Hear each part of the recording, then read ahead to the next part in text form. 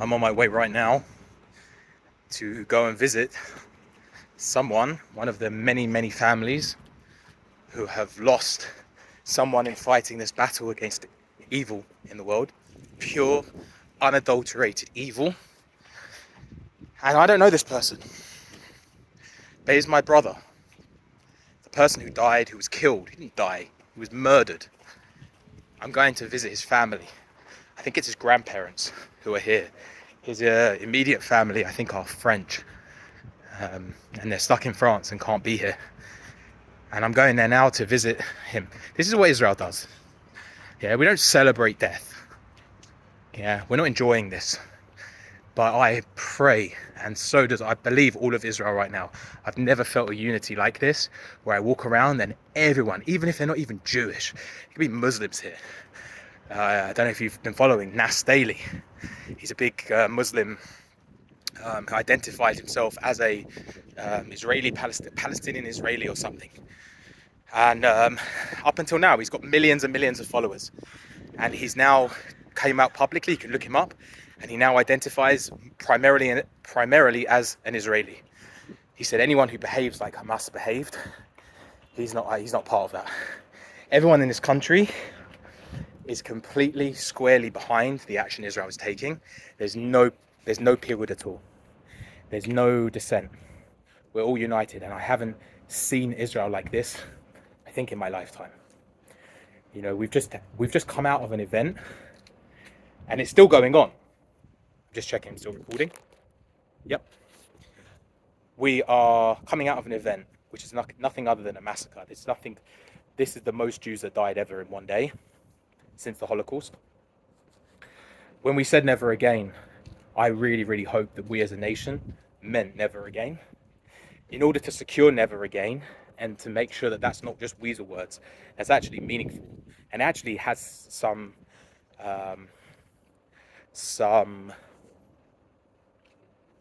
resolve behind it.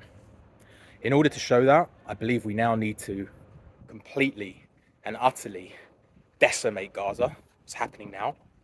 We've turned off all of the taps. You know, a smart, intelligent individual within Gaza, or if Hamas, with all of the money they got from all of the aid that your tax dollars all over the world went to fund because of the poor Palestinians, yeah?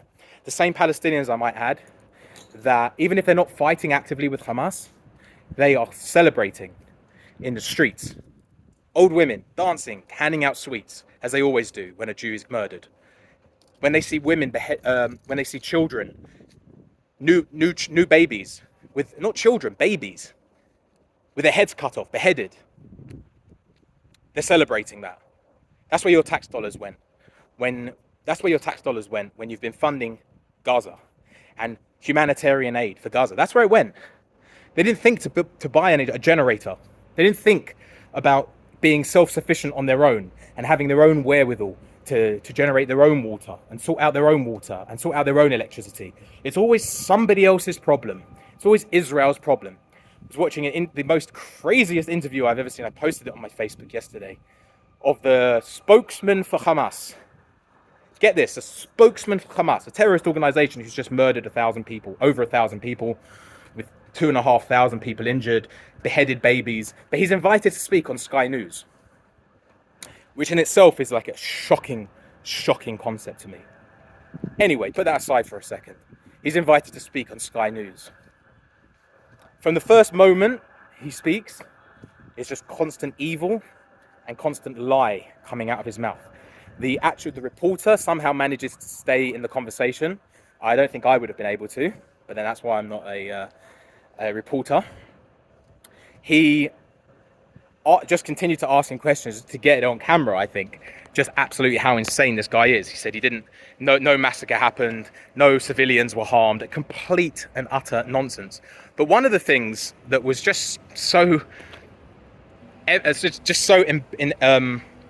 emblematic of exactly the type of person, the type of people we were dealing with, and we are dealing with, is that he said you want to start asking questions about Israel, they've turned off our gas, they've turned off our electricity, and they've turned off our water, and they're trying to siege us. But hang on a second, you've been saying that for all of this time, Israel's done that anyway. So if Israel's done that anyway for all of these years, so then what's changed? What is there to turn off? Do you see the absolute hypocrisy and non sequitur logic of these people? They actually think that the world isn't going to be fooled and they can pull this charade, continue to pull this charade over everybody's eyes. I've been saying this for 20 years, since the disengagement from Gaza, since we ethnically cleansed our own people, Jewish soldiers, Jewish orders from the government to take out Jewish people from their homes in Gaza, which was then called Gush Katif. Why? For the sake of peace. This was for the sake of peace. Give them, just give them what they need, give them what they want, make it nice, and then we'll stop all of the terror. Rather than turning it, to quote Naftali Bennett, who's not my favorite person anymore by any means, but he said it right.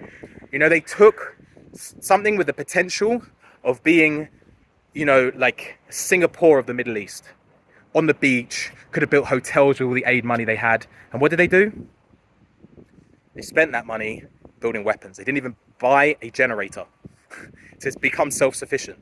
Instead, they just targeted us.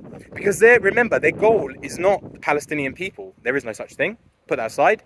The Arab people living in that area. Okay, the concept of a Palestinian people was made up 30 years ago by Arafat. There was no such thing before. But the people living there in that area, the Arabs living in Aza now, they don't just want to have access to all of the things that they say in the media and all of the things that they talk about, and that they're so oppressed. They want the utter annihilation of the Jewish people. You only have to go to a rally. When I was at university, I'd only been to Israel once at this point in my life. And we're talking like 2007, 2008. And there were protests, and it still goes on all in London the whole time and all over the world. What were they saying?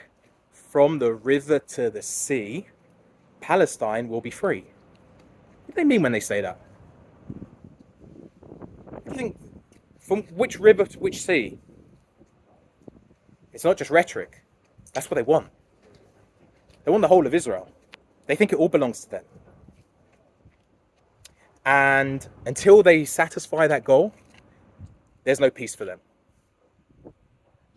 And that's why Israel is in an existential fight for its very identity right now, for its very, it's even more than its identity now. Like a week ago, it was a fight for our identity to be able to deal with some of these things, but it's just escalated. It just got fast-tracked by like 1,000,000 degrees over the course of events of the last few days.